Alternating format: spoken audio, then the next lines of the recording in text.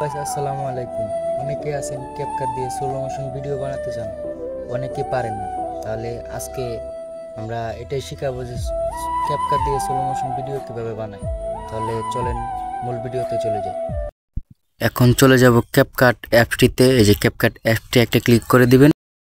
ঢোকার পরে একটু লেট হতে পারে, পরে এই যে নিউ প্রজেক্ট একটা ক্লিক করে দিবেন।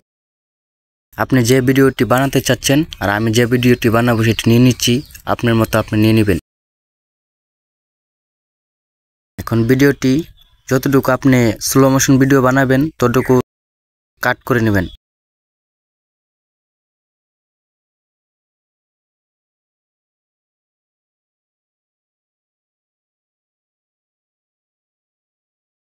কাট করা হয়ে গেছে।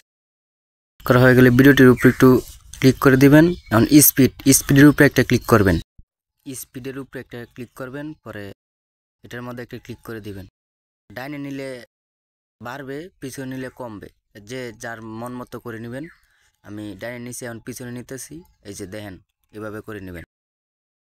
ভিডিওটি যদি ভালো লেগে থাকে অবশ্যই চ্যানেলটি সাবস্ক্রাইব করবেন, বেল আইকনটি অন করে দিবেন পরে ভিডিওটি পাওয়ার জন্য।